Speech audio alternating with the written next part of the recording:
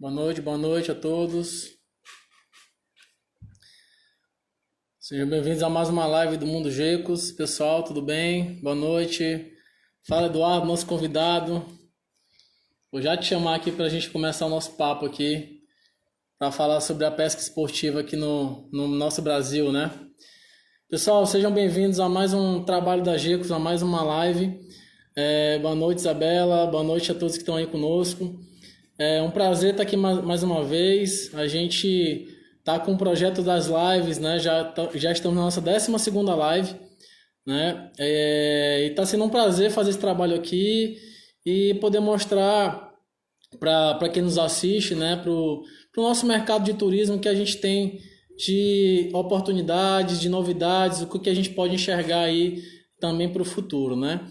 O nosso assunto hoje, pessoal, o nosso tema é turismo de pesca, né? Na verdade, vamos falar da pesca esportiva no Brasil. E aí eu vou convidar um cara aqui que é um amigão, né? A gente se conheceu por uma oportunidade do destino, né? E aí eu vou convidar o Eduardo da Maranhão 3D Fishing. Eduardo que faz um trabalho fantástico de pesca aqui no Maranhão. E aí a gente vai falar um pouco sobre esse cenário da pesca no Brasil, tá?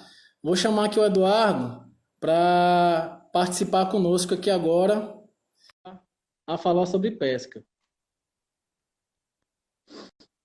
A gente está com uma expectativa muito boa, muita gente aqui entrando, né? Opa, fala Eduardo. E aí, Adriano, tá me ouvindo bem aí? Opa, tudo bem, meu irmão? Tô ótimo aqui. O som tá ótimo, a imagem tá ótima. Como é que você tá, meu amigo? Tudo jóia, Adriano. Prazer enorme fazer parte desse projeto da GECOS. Como sempre, né, uma parceria super justa e muito oportuna. Legal. E falar sobre pesca é quase tão bom quanto pescar para mim, né? Então, falar sobre pesca com um irmão como você vai ser maravilhoso. Maravilha, cara. Eduardo, te apresenta então aí pra galera que tá assistindo. Quem é o Eduardo, né? Fala um pouquinho aí de você e da tua história. Legal. Adriano e a turma toda que está nos acompanhando. Eu sou maranhense, né, Eduardo Abreu, meu nome, e falando mais sobre a pesca, há uns 30 anos que eu sou pescador, e essa história toda começa um pouco diferente da galera que pesca na minha geração, né? Minha geração começa com pai, com tio que pesca, com avô. Eu não tive essas influências como pescadores, mas eu tive uma influência aí que eu acho que uma parte da galera aí vai lembrar. Existia um programa gravado ali nos anos 70, 80. Não sei se é tua época, hein, Adriano? Vamos lá, vamos tentar.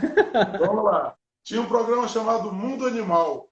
O Mundo Ah, cara, Animal. eu acho que eu lembro. Pronto. Esse programa era apresentado por um cara chamado Bill Barrett, um americano. E ele trazia. Esse programa foi o pai de todos os programas que a gente tem hoje no Discovery, Animal Planet, é, os programas de natureza, né? Esse foi o primeiro.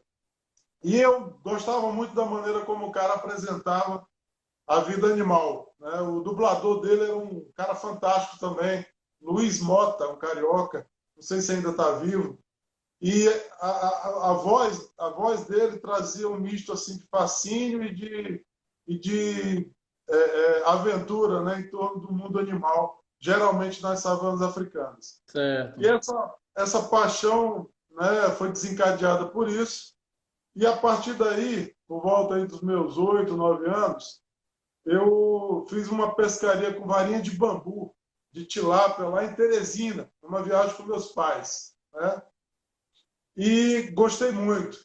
Mas só mais tarde, aí por volta já na minha adolescência, final da adolescência, teve um cara e um programa de televisão que foram muito importantes na minha formação como pescador. E foi o programa Pesca e Companhia, do meu hoje amigo Rubens de Almeida Prado, o Rubinho. Legal. Esse é o principal responsável pela minha inserção na pesca esportiva. Bacana. Esse eu assisto, hein? Esse você assistiu. É, Ele formou muito pescador. Boa parte da minha geração foi formada por por esse programa aí. Pelo menos Bacana. teve uma grande influência, né? E aí, depois disso, a vida seguiu e eu continuei pescando, né? Já são quase 30 anos pescando por vários lugares.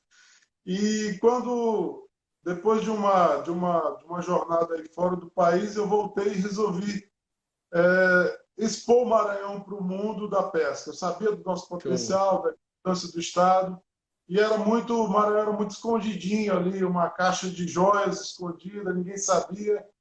E com isso veio a Maranhão 3D Fishing, a nossa empresa, que hoje traz turistas pescadores do Brasil e do mundo para pescarem nas águas maranhenses. Show, show de bola.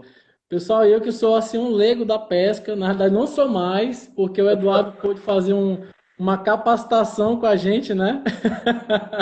Lá na empresa. A gente ano passado teve essa grata felicidade aí do Eduardo fazer uma capacitação conosco, fez com a equipe toda. E a gente tem um projeto, né, Eduardo, de pesca, de trabalhar juntos, né? A Gecos comercialmente, o Eduardo operando com turismo de pesca aqui no Maranhão. E aí a gente começou isso lá ano passado, né, Eduardo? Que a gente começou a gente teve o primeiro contato e aí veio trabalhando isso. Esse ano a gente já estava já com bastante coisa engatilhada, né? Porém, teve essa situação. Mas assim, o que é legal é que, Eduardo, eu sou suspeito para falar, mas é um cara que é apaixonado pelo que faz e assim, ele fez a gente gostar mesmo da pesca, viu? Eu pesquei, vara de bambu eu já pesquei, pesca e pague, viu, Eduardo? Tô Que devendo legal. uma pescaria contigo. Bom, Adriano, agora a gente tem que ir para o ambiente selvagem, né? É Vamos, verdade, vamos é para as verdade, águas maranhenses agora, é nossos verdade. manguezais. Verdade. Mas, meu amigo, me diz uma coisa: como que iniciou a pesca esportiva no Brasil, né? Explica o que que é a pesca esportiva, né? E como que ela iniciou no Brasil, porque muita gente tem essa dúvida, né? De como que é essa pesca esportiva, onde que eu posso pescar, como que é essa prática. Explica um pouquinho pra gente como que funciona. Beleza. Adriano, eu vou ter a pretensão de explicar um pouquinho disso, né? Porque a pesca esportiva brasileira, ela foi feita por centenas, milhares de pessoas importantes.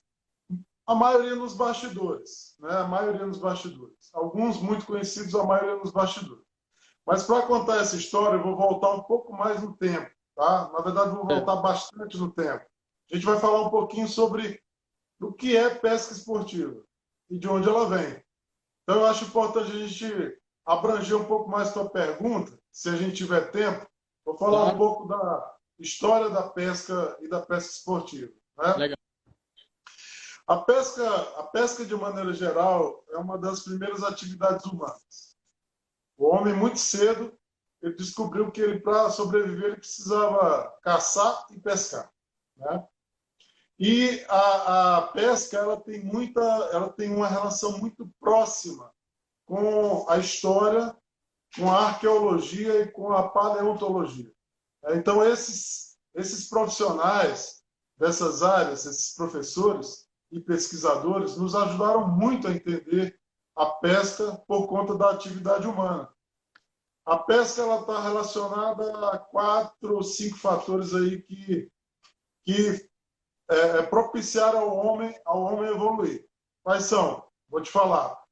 A madeira, ciclos diferentes da madeira, né? Ah, Tem tudo a ver com os materiais. Então, fibras têxteis, fibras animais, metal, os ciclos de metal, né? O plástico e a alimentação. legal. Esses materiais, quando você junta eles, você está falando da pesca, né? Vara de pesca, linha de pesca, isca, né? Anzol e isca. Então, indo lá atrás ainda, a gente tinha as primeiras civilizações que pescavam como se estivessem caçando. Elas não tinham muitos instrumentos. Então, elas pescavam com lanças, esperavam o peixe Sim, aparecer e espetavam o peixe, né?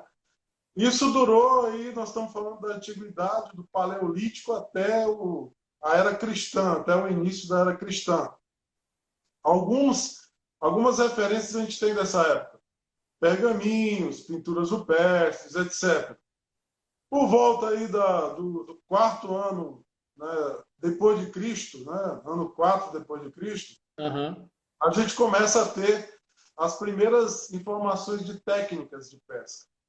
A gente começa a ter informação e registro de pessoas que utilizavam varas. Aí as varas de pesca têm a seguinte função, né, Adriano? Aí é importante que a gente vai descobrindo. A Sim. vara de pesca, ela surgiu da necessidade do homem. Ele pescar além do que a vegetação permitia, no barranco, na beira de lagos e rios, e ela tinha também a função de proteção. Na África, imagina, você tinha que se encostar do lado de um rio cheio de crocodilo e hipopótamo. Então, Sim. quanto mais distante você tivesse da água, melhor. Aí foram surgindo os varejões de bambu, né, a madeira que tinha disponível na época, e isso explica muito da necessidade do homem. No segundo momento, a gente vai falar das linhas de pesca, que a princípio eram feitas de tendões de animais. O homem caçava, tirava os tendões, colocava para secar ao sol e depois macerava esses tendões e fazia filamentos com eles. Logo depois, isso passa isso é substituído pelos polímeros, nylon, etc. Né? O nylon foi muito importante para todos nós. Bom, Aham. aí falando da história ainda, a gente tem a importância de uma mulher para a pesca esportiva, que é uma inglesa, chamada Juliana Burns. Ela publica, né, o primeiro livro de pesca esportiva conhecido, é de 1496, e é de uma prioresa, que é uma moça da classe nobre inglesa, que caçava e pescava, e escreve um livro sobre pesca, com técnicas de pesca, inclusive falando como montar varas de até 7 metros, 9 metros de comprimento. Caramba, que interessante isso. Então esse livro, ele Muito deu as massa. bases, esse livro deu as bases para o que hoje a gente chama pesca de fly fishing. O pessoal do fly Sim, fishing que fly está fish. ouvindo sabe Aham. o que é. E você também, que eu já Agora eu já descrevi. sei. É. E também a base para a pesca de praia, né? O Legal. Nordeste brasileiro todo pesca muito na praia, tem uma tradição muito grande de clubes de pesca de praia. Aham. Então, essa mulher, ela e é uma mulher importante referenciar, né? Um público, um esporte ainda tão masculino, Sim. mas o primeiro livro vem de uma mulher e essa mulher deu a base também para a pesca de praia, porque a pesca de praia é praticada com varas acima de 3 metros, 4 metros. Legal. Então, isso é um detalhe muito, muito importante. Logo depois, a gente tem uma publicação famosíssima do Isaac Walton, chamada The Complete Angler, que é o pescador completo. Essa publicação já é um pouquinho depois da publicação da Juliana, que Aham. é de 1750. Quando a gente chega, Adriano, nessa época, século XV até o século XVIII, a gente tem o que eu chamo da era pré-industrial da pesca, que é a fase que surgem as fundições, os fornos de fundição na Inglaterra, que começa a permitir que haja indústrias de agulhas, indústrias de anzóis, permitem que se trabalhe melhor esse aço, que antes tinha muito carbono, quebrava, etc. Então, essa época de 15 a 18 é uma Aham. época em que os materiais de pesca evoluem muito. Né? Aí surgem também as primeiras iscas artificiais. E a pesca esportiva tem tudo a ver com isca artificial. A gente vai falar sobre isso também lá na frente. Bacana. Então, esse é o contexto. No Brasil, o que está rolando? Enquanto no mundo está acontecendo isso, no Brasil, a gente ainda nem tinha sido descoberto. Então, a pesca que tinha por aqui era aquela pesca praticada pelos índios, com varas, né, varas do que tinha de oferta na época. Os anzóis eram de pedra, de chifre, eram anzóis muito parecidos com isso aqui, né? Eu tenho uma réplica de um anzol antigo. Ó. Não sei se Olha que está dando para ver interessante. aí. Legal, dá pra Tá? ver sim. Levanta Dá mais um para pouquinho. ver, né? Isso aí, perfeito. Show, cara, Pronto. que legal. Isso aqui é a réplica de um anzol antigo. Só que aqui Show. se substituía por pedra ou por algum outro material pesado E Aham. eles faziam com madeira, eles lapidavam a madeira, né, com marcenaria, e faziam um anzol desse tipo. Aqui colocava a isca de um lado e do outro, o peixe mordia e você puxava. Perdia muito, mas tinha muito peixe Aham. também na época, né? Então tinha muito Sim. embarcado. Então era isso que Interessante. estava rolando no Brasil. O Brasil não tinha muita, não tinha quase nada ainda acontecendo. A pesca era muito rudimentar.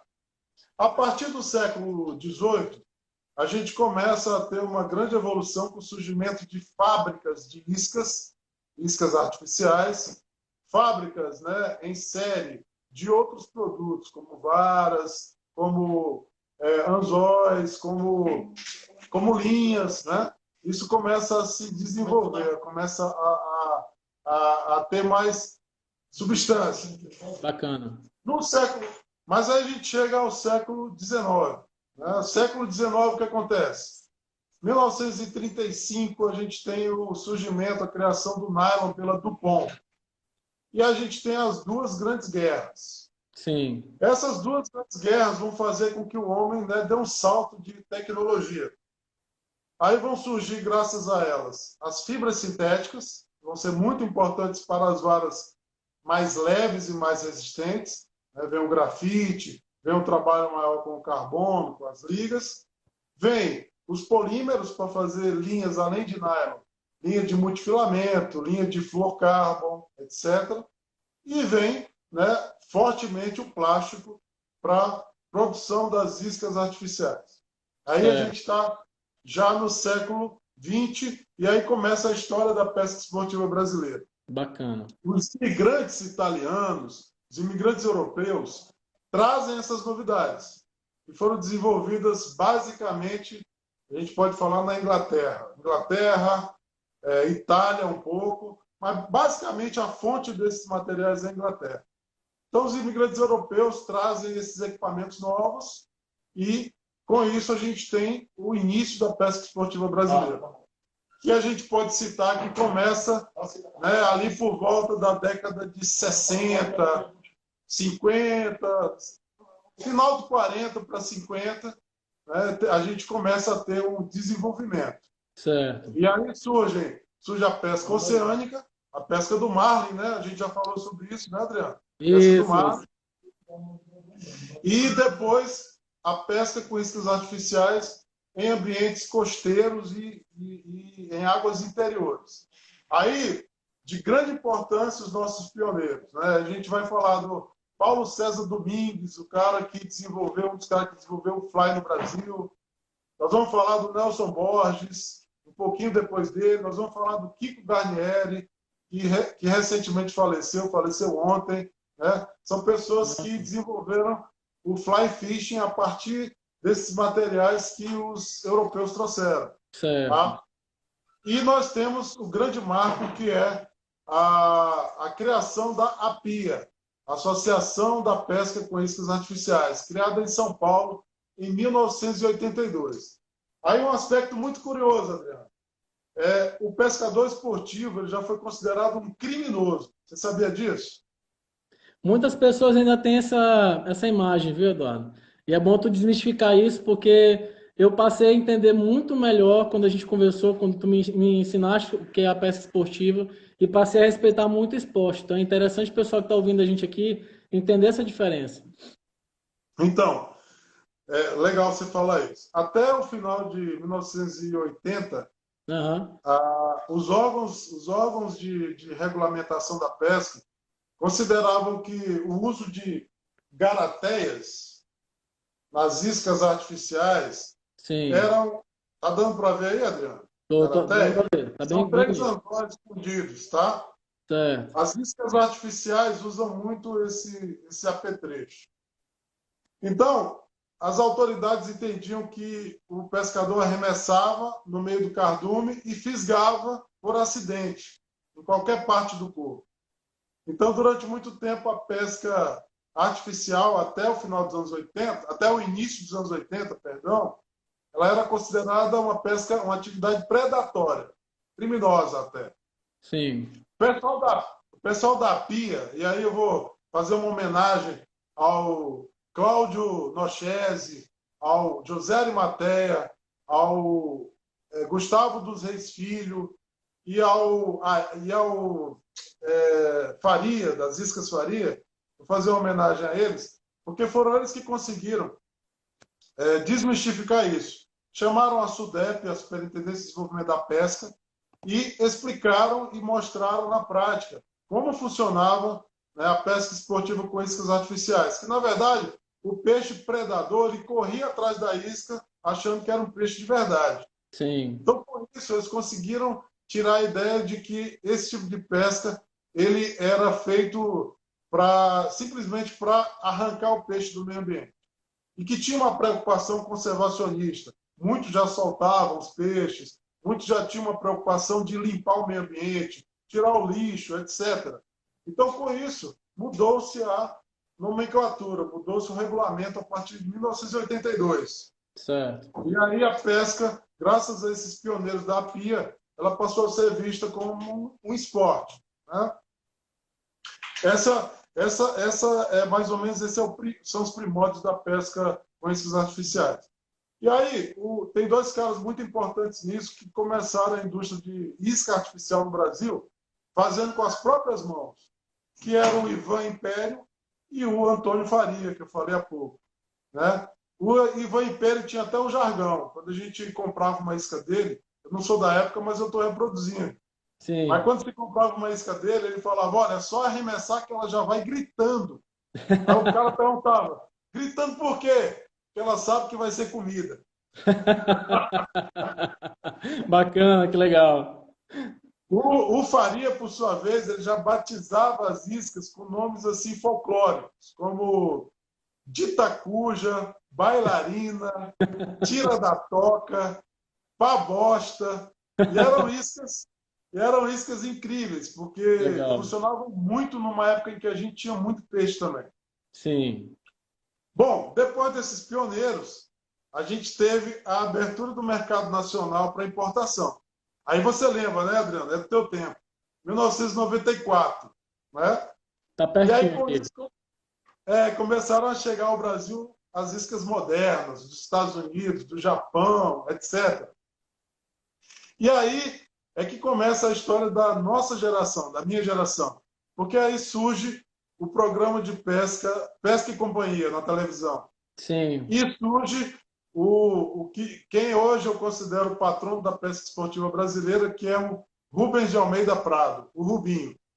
Então, a partir desse momento, é massificada a pesca esportiva na TV brasileira e, a partir desse momento, se começa a falar sobre pesca e solte. Quem trouxe o pesca e solte para a mídia foi o Rubens de Almeida Prado, o Rubinho. Ah, legal, legal. Então, essa é a origem da pesca esportiva brasileira. Ela começa com a chegada dos imigrantes e ela se estende por todo esse período de formação mesmo da cultura nacional, estabilização da democracia, né? A abertura do mercado, do comércio. Tudo Bacana. isso vem com esses pioneiros. Eu esqueci de falar do Alfredo Sgambati também, um cara muito importante também nesse período. Aliás, eu vou fazer um monte de homenagens, não vai ser suficiente ainda, porque tem muita gente que trabalhou muito para esse mercado crescer, para essa história crescer, e para a gente se tornar hoje um país que tem 8 milhões de pescadores esportivos. Nossa, 8 milhões, Eduardo. 8 milhões. Muita 8 gente, milhões. né? E é aquilo que você falou, né? É desmistificar a pesca, né? Essa pesca esportiva que não é predatória, né? Então, vocês têm todo Não, esse cuidado com o próprio peixe, até as épocas de pescar também, né? Os locais onde vocês vão pescar. E é uma atividade turística, né? A gente justamente conseguiu fazer esse link aí, a gente da Gecos com a Maranhão 3D Fishing, eu, o Eduardo, a nossa equipe, porque justamente é uma atividade turística que a gente vê que tem um potencial gigantesco, né? E o Eduardo já vem há um bom tempo já batalhando aqui no Maranhão. A gente teve, inclusive, reuniões com a 5 secretaria, né, anos Eduardo, já. para trazer essa visão realmente do potencial que o Maranhão tem enquanto um estado que tem potencial para a pesca esportiva, né? E assim, eu queria aproveitar esse gancho, de fazer uma outra pergunta. justamente em relação a isso, né? Como que hoje a pesca esportiva ela percebe que os estados têm o potencial para trabalhar essa atividade, né? E como que ela pode ser trabalhada como um produto turístico, né? O Lucas, que é um parceiro nosso da Sete Turismo, está aqui nos ouvindo, ele até perguntou quais são os rios de pesca que o Maranhão tem, né? A gente vai falar isso, viu, Lucas, um pouco mais na frente. E aproveitar também, assim, tá tendo muito comentário legal aqui, alguns amigos teus, amigos nossos, agradecer a participação de todo mundo. E a gente tem um amigo, o Takitomi, lá de Alter do Chão, Eduardo. Ele botou assim, ó, que ele quer que a gente vá com ele pescar um tucunaré em Tefé, viu? Eu acho que eu vou só olhar, eu vou acompanhar do apoio moral, mas eu vou estar lá próximo de vocês. Mas já sei o convite aqui do Takitomi pra gente. Vai ser um prazer, porque tucunaré está entre os meus prediletos. Nós temos aí 15, no Brasil, no total são 16 espécies, foi descoberta uma há pouco mais de 2, 3 meses, e no Brasil ocorrem, das 16, ocorrem 14. Né? Então, o tucunaré tem uma história à parte, porque ele é o embaixador da pesca brasileira. Essa é a grande verdade. Adriano, falando um pouco sobre a pesca esportiva enquanto atividade turística, né? Eu vou Isso, abordar um pouco mais isso. isso. Primeiro, é importante que se saiba o seguinte: a pesca esportiva, ela privilegia, né? O grande conceito moderno da pesca esportiva é uma atividade lúdica, uma atividade de lazer, né? E que privilegia o contato direto, extremo com o meio ambiente, com a natureza, ao mesmo tempo que você duela com o animal, duela com o peixe, mas ao final desse duelo você devolve o peixe para o meio ambiente em condições dele seguir o ciclo de vida dele normal. Então, com isso, o que é que se ganha? Com isso se ganha o seguinte: tem três modalidades de pesca no mundo: a amadora, a profissional e a científica. A pesca científica ganha muito com isso, com pesca e solte, porque você Aham. pode instalar, você pode colocar no peixe diversos tipos de tag, você pode fazer acompanhamento por satélite no peixe e conhecer muito mais sobre ele. Você pode ainda, através da pesca esportiva, você pode desenvolver o segmento de turismo em diversas regiões. Porque você imagina que você que trabalha com isso e conhece muito melhor do que eu, Adriano, você sabe que cada região tem uma vocação, Isso. né? Então, muitas vezes, a pesca esportiva ela vai na frente. Ela abre o território para os outros, para as outras modalidades de turismo. Por quê? Porque o pescador esportivo é igual ao surfista. O surfista está em busca da onda perfeita. O Exato. pescador esportivo está em busca do lugar mais selvagem possível para ele pescar. Então, com isso, ele acaba desenvolvendo o segmento do turismo da pesca em lugares que não havia nada. Um exemplo disso é a região de Barcelos, Santa Isabel do Rio Negro, que você conhece bem. Outro exemplo disso são as diversas represas no Sudeste que foram desenvolvidas, tiveram atividades econômicas como hotéis, restaurantes, que vieram em função, e pousadas, hotéis, restaurantes, que vieram em função da pesca esportiva. Né? Hoje a gente já tem o desenvolvimento de um outro profissional, que é o guia de pesca esportiva. Então, a pesca esportiva, ela, além de te dar essa possibilidade de você ter contato extremo com o meio ambiente, de você duelar, né, pôr em prática o seu conhecimento e habilidade, também te dá essa oportunidade de você desenvolver negócios, né, voltados para esse segmento que é extremamente sustentável. Legal. A pesca esportiva não mata peixe. A pesca esportiva é uma prática que privilegia. O peixe sai machucado? Sim, mas é um machucado que cicatriza em pouco tempo. Vamos lembrar a todos que o peixe ele não se alimenta de carne cozida, ele não se alimenta de carne frita, ele não vai na galeteria e pega um galetinho pronto, ele não usa talher e garfo. É O que isso eu aí. quero dizer com isso? O peixe ele come camarão, o camarão se defende, ele tem esporão, o peixe come siri, caranguejo, que também se defende, que tem cascadura, que corta, que quebra. Então, a ferida de um anzol, ela é muito menor, muito mais simples de cicatrizar do que qualquer alimento vivo que o peixe consome no dia a dia, o peixe predador. Porque Aham. o alvo do pescador esportivo é o peixe predador, aquele que se alimenta de outros organismos vivos, né? Sim. Porque a gente tem peixes que não se alimentam disso. Então, mas o pescador esportivo ele vai em busca do peixe que quer comer um peixe vivo, um peixe artificial. Então ele se machuca, Adriano. Mas é bom a gente desmistificar. Ele não se machuca tanto quanto ele se machuca com a alimentação natural dele. Ele Entendi. come cobra, o peixe come cobra, come enguia, o peixe come outros peixes que têm veneno. Então, é muito importante a gente fazer esse esclarecimento. Bem Né? interessante, Eduardo, isso. E a pesca esportiva no Brasil, você perguntou quais os locais, né, que tem um desenvolvimento de pesca esportiva. A gente vai Isso. falar do Amazonas, a gente vai falar do Rio Paraná, a gente vai falar muito do Mato Grosso do Sul, por causa do Pantanal. Mas todas as regiões do Brasil têm um grande potencial. Tá? Exemplo, a região Nordeste tem um potencial imenso graças às praias, ao Legal. litoral. Né? O litoral nordestino ele tem espécies cobiçadas no mundo inteiro, por pescadores do mundo inteiro.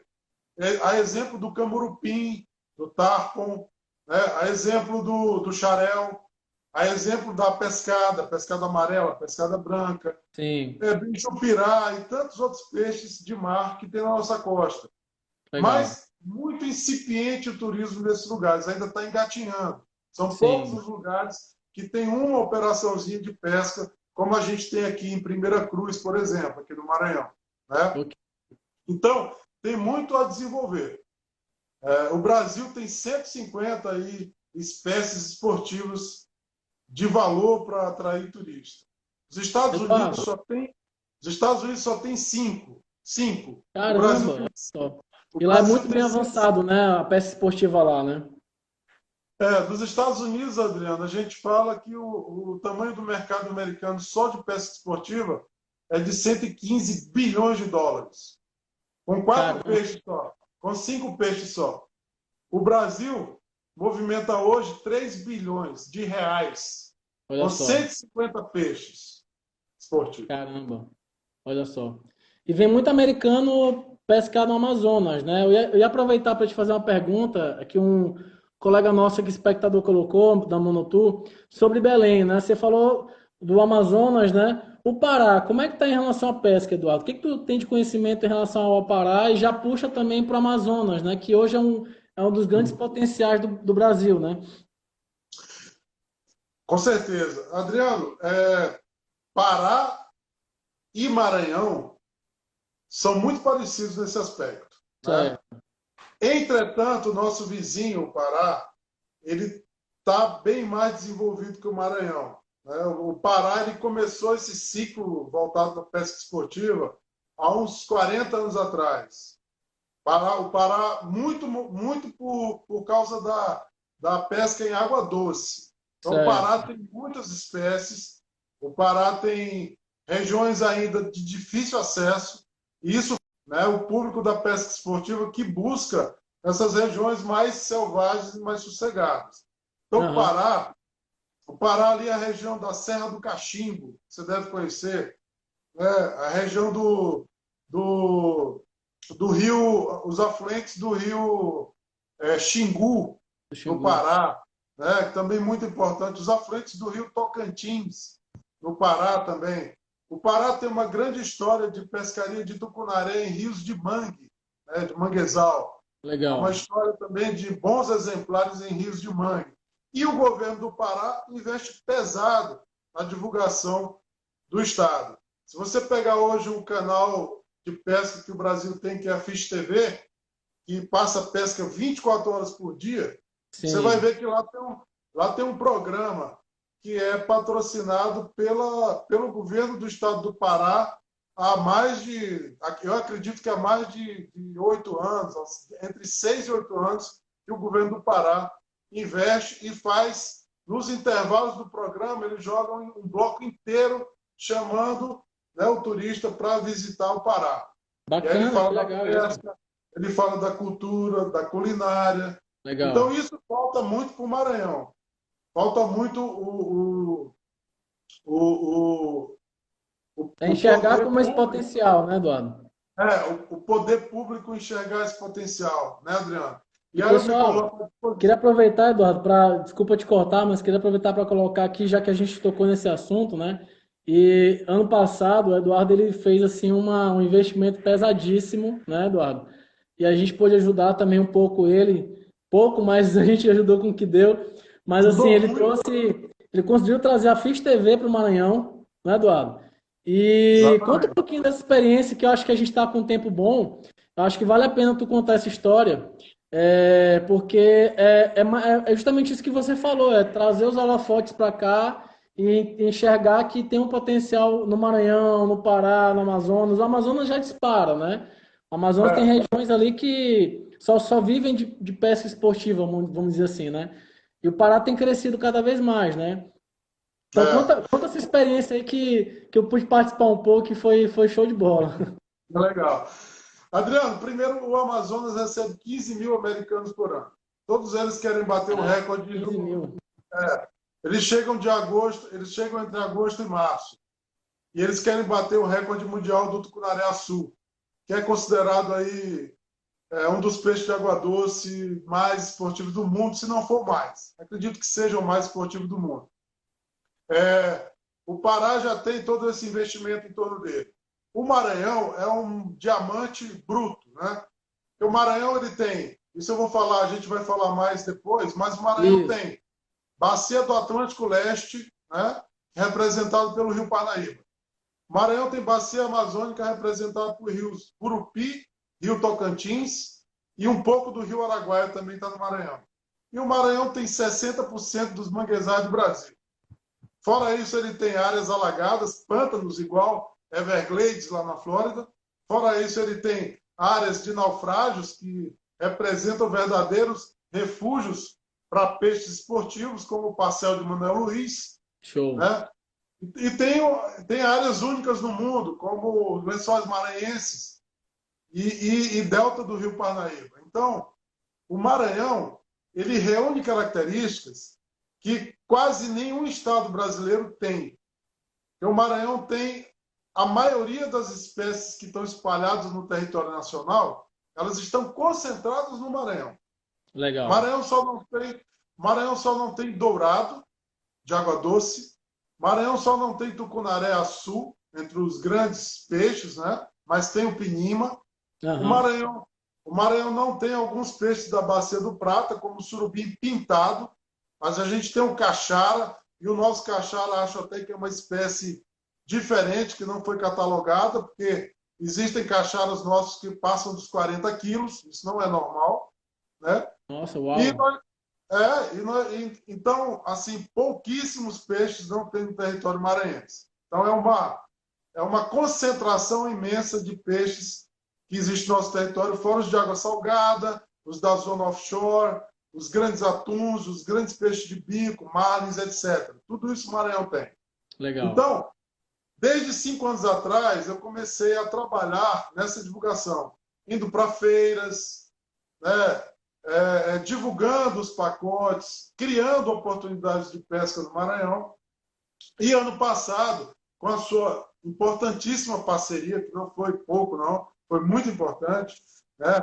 Você, Rota das Trilhas, Isso.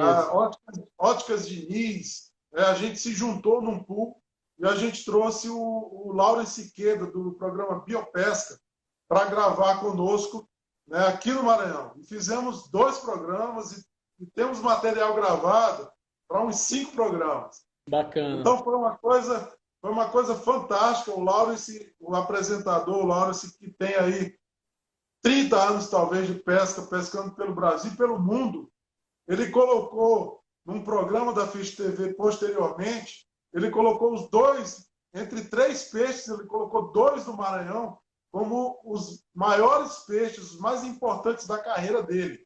Caramba, olha Então, só. Para você ter uma ideia Fantástico. do que é o Maranhão O enquanto potencial. potencial. E aí, Adriano, eu dirijo aí uma mensagem para o nosso poder público, para os prefeitos, vereadores de cidades aí, que querem desenvolver a pesca esportiva em suas cidades, que querem levar a pesca esportiva Isso. para o calendário festivo da sua cidade, que em muitos lugares se faz. No sul do Brasil, por exemplo, um forte abraço aí para meus amigos Humberto e Adolfo, e também o Canale, outro parceiraço, Ricardo Canale, da Real Pesca. Bacana. Mas é importante lembrar que no sul do país, muito do calendário de competição de pesca ocorre junto com as festividades. Então, o dia do patrono, né? A semana do aniversário da cidade, ela ocorre juntamente com um evento de pesca esportiva. Isso movimenta todos os setores. Então, você que é do poder público aí maranhense, que é vereador, que é prefeito, que quer desenvolver pesca esportiva na sua região, por favor, entre em contato, vamos conversar. Eu tenho projetos, tenho planos, a gente Isso. tem todo o interesse de desenvolver a pesca esportiva na costa maranhense, né? Bacana. Eduardo, eu Costa queria e águas aproveitar. interiores também. Queria aproveitar esse teu gancho aí, não só aqui no Maranhão, né, Eduardo? Como em outros estados aqui próximos, como o Pará, que a gente tem inclusive base lá também. Tô vendo que tem um parceiro nosso aqui assistindo a live e está participando aqui ativamente. Eu acho que também a Será um gente pode também prazer. desenvolver essa oportunidade lá também, né? Adriano, Agora, será um prazer. Mesmo com seu amigo do Pará, teria o maior prazer em conversar com ele, em viabilizar o que ele achar necessário. É, a isso, gente, eu quero que a pesca esportiva cresça. Sou legal. maranhense, amo o meu estado, mas eu trabalho em prol da pesca Da esportiva. pesca, É, exatamente. E o que é importante a gente comentar é justamente esse potencial, porque assim, Eduardo, a gente percebe que muitas mudanças estão acontecendo no mundo, né? Devido a tudo isso que a gente olha Olha o só, camaradinho aqui, ó, fazendo parte aqui do programa junto com a gente. ele tem que participar, claro, Tem ele que que é a estrela. participar. Lá pro pessoal de Tefé aí, ó. Olha só. Então, assim, a gente hoje, devido a tudo isso que está acontecendo no mundo, né? Muita coisa está mudando, vai mudar, e a gente acredita muito no turismo de nicho, né? Que a pesca está dentro disso. Então, a pesca ela é um nicho importante que se pode trabalhar junto com o turismo, ligado com o turismo, e a gente desenvolver isso nessas regiões que têm potenciais ou que podem ter desenvolvimento desse trabalho é fantástico. A gente vê aqui, por exemplo, para o próprio Maranhão, como uma grande oportunidade. Assim, a gente já está com o tempo já bem quase estourando aqui, Eduardo, mas eu queria já aproveitar. O que tu acha da gente fazer uma próxima live só sobre o Maranhão? Vou falar do potencial da pesca do Maranhão. O que tu acha, cara? Eu vou ficar extasiado. Né? Porque eu acho que a gente tem aí, isso a gente pode fazer, inclusive. Depois até é bom a gente ouvir um pouquinho aqui a galera que tá ouvindo a gente, né? A gente tentar pegar outros locais também, que a gente, como o próprio Pará, como foi manifestado aqui, para a gente falar um pouco do que a gente pode trabalhar com a pesca nesses destinos, né? Porque eu acho que é uma oportunidade, até para as próprias agências de turismo hoje, que estão buscando reinvenção, né? Se reinventar, se ressignificar nesse momento, ter uma alternativa de produto, né? Então, claro que com uma operação estruturada como a tua, né? Ou algum parceiro teu, né? Ou algo que possa se trabalhar casado, porque o turismo junto com a pesca, ela tem como você trabalhar unificado, não dá para trabalhar mais separado, né? A gente tem um potencial gigante, você vê aí hoje, as feiras de turismo já estão puxando esse assunto, você vê, o Pantanal trabalha muito forte isso, né? Eu acho que o próprio Amazonas trabalha isso como um destaque. Você falou do Pará agora, patrocinando alguns programas de pesca, né? Então, esse é um caminho também que pode ser seguido, né? Então, o que é bacana é a gente deixar essa mensagem para quem está ouvindo a gente, que é uma nova forma de se enxergar também o turismo. Como o Eduardo falou, a pesca esportiva ela não tem o objetivo de ser predatória em momento algum. E eu entendi isso quando a gente teve quando nós conversamos a primeira vez, você fez o curso conosco, e assim, eu achei fantástico e fiquei apaixonado pela pesca mesmo. Então, eu acho que é bacana a gente fazer isso. Então eu já vou deixar aqui, Eduardo. Vamos marcar para sexta-feira logo essa live do Maranhão, né? Para falar do potencial. Porque quarta a gente tem uma Marcado, cara. live, e aí vamos deixar para sexta, que a gente vai falar só sobre o potencial da pesca no Maranhão. E aí é como você falou, convidar os prefeitos, as secretarias municipais de turismo, dos interiores, da própria capital, né? E mostrar o trabalho que já vem sendo feito, né? E o que se pode ainda desenvolver nas outras regiões, né? Perfeito, perfeito, Adriano. Você pode contar comigo, vai ser um prazer. Como eu te falei, eu não sei se eu gosto mais de pescar ou de falar sobre pesca. Eu falo demais até, você viu aí, né? Consumi boa parte do nosso tempo e vai ser um prazer estar contigo de novo e espero que o pessoal tenha gostado. Vamos estar juntos sim na sexta-feira. Você marca o horário, você diz aí. Eu estou Eu às acho que suas esse ordens. horário, o que que você acha? Pessoal, acho que esse horário tá bacana, né? Se bem que Sim, sexta-feira tem um monte de live aí, né? De cantor, enfim. é, Mas a gente vem é. para trazer conteúdo, né? Vem para trazer um pouco de aprendizado para todo mundo. Eu aprendo, você aprende, todo mundo que está aqui aprende junto. Então, A o que é gente- bacana é a gente justamente trazer essa ideia, né? De que a gente pode crescer com um produto diferenciado, com uma nova alternativa de nicho para o turismo, no caso do Maranhão, do Pará, enfim, de outros destinos que a gente tem aqui. Ó, o pessoal está dizendo que adorou, ele está dizendo que sextou, então beleza. Muito bom receber esse feedback. Vamos marcar então para sexta-feira essa live para falar do potencial do Maranhão, né, enquanto pesca esportiva. Vamos convidar mais pessoal, convide também as pessoas para participar com a gente. É muito bacana a gente receber esse feedback de vocês para saber que a gente está fazendo um trabalho legal, tanto eu quanto o Eduardo, quanto vocês que estão assistindo a gente aqui. É muito bom a gente receber esse retorno. Eduardo, cara, muito obrigado, cara, de coração. Você é um cara que é apaixonado pelo que faz. A gente sempre, quando pode, está conversando, está trocando ideia, né? É, é.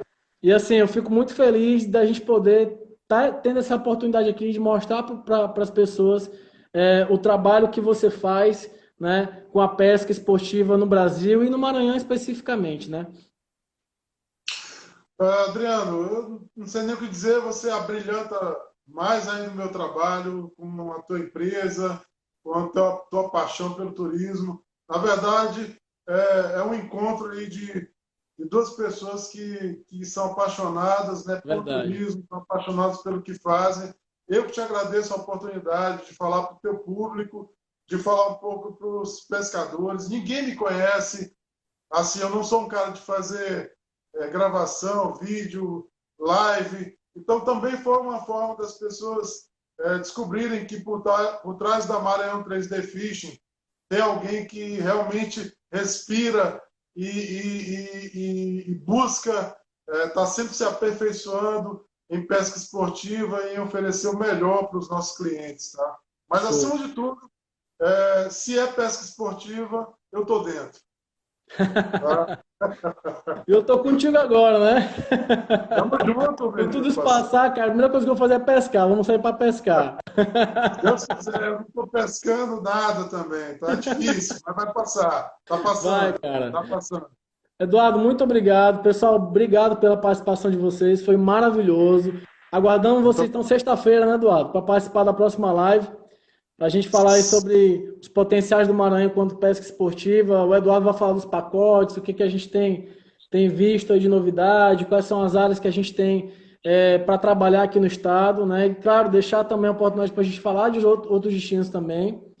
Eu queria aproveitar só para dar um recado pessoal. A gente está fazendo as lives toda quarta toda segunda e quarta, né? E na sexta são lives especiais, como essa que a gente vai ter com o Eduardo aqui, porque assim, o assunto é maravilhoso. A gente tem que dar continuidade, né, Eduardo? E aí na pode. quarta-feira, pessoal, a gente vai falar sobre Alcântara, tá? Então a Luana do Mundo Gecos vai estar fazendo essa live junto com a Carol, que é uma guia fantástica que está lá em Alcântara. E aí vamos falar sobre Alcântara como um produto, um destino turístico maravilhoso aqui no Maranhão, né? E é Bom isso, lugar para Eduardo. Se pescar quiser falar também. mais alguma coisa pessoal, cara, fica à vontade, o espaço é teu. Bom lugar para pescar também, Adriano Alcântara. É, né? Opa, Excelente. show. Muito a desenvolver lá. Muito a desenvolver lá. Muito. Show, olha que bacana. Muito a desenvolver lá. Eu queria dizer o seguinte, meu caro. Queria fazer um apelo aí ao pessoal que gosta de pescar, que pesca. Galera, vamos soltar mais os peixes. É importante. A Legal. gente está vivendo, enquanto por um lado a pesca esportiva cresceu muito com os novos materiais, com as novas possibilidades, né? Tem o grafeno chegando aí forte. Em breve a gente vai ter uma outra revolução em termos de material de pesca esportiva.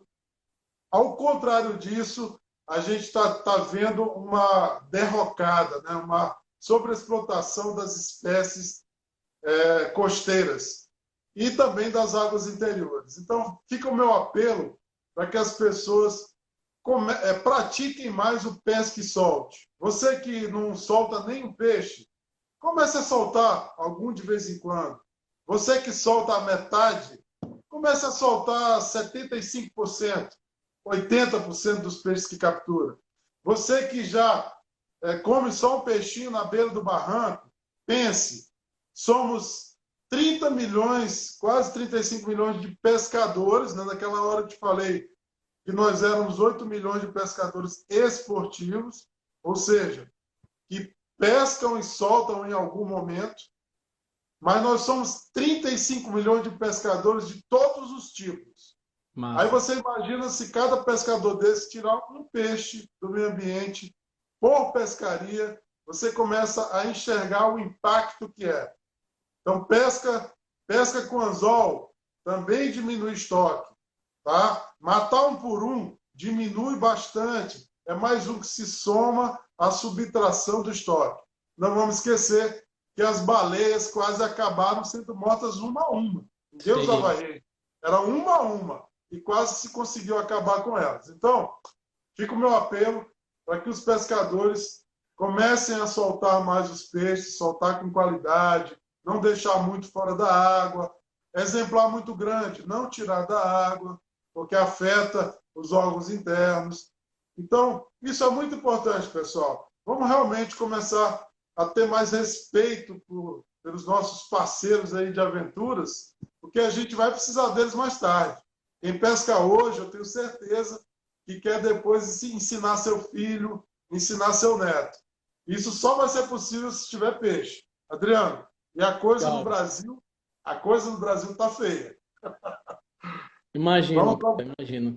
Então, olha, hashtag pesca e solte, hein? Tá todo mundo colocando aqui. Muito bacana. Acho que eu vou colocar no próximo live e botar assim, pesca e solte no fixado aqui. Vai ser a nossa, por favor, nosso lema aqui também junto com vocês, pescadores. Muito bom, cara. Eduardo, muito obrigado mais uma vez. Sexta-feira a gente se reencontra aqui então, tá bom? Obrigado, pessoal. Obrigado mesmo de coração por todos aqui. E aí, quarta-feira mais uma live sobre Alcântara e sexta a gente volta com turismo de pesca no Maranhão, com o potencial que o Maranhão tem. Eduardo, grande abraço, cara. Fica com Deus. A gente se vê. Forte abraço, meu irmão. Fica com Deus. Abraço. Tchau, gente. Obrigado, hein? Valeu, irmão. Tchau. Tchau, tchau.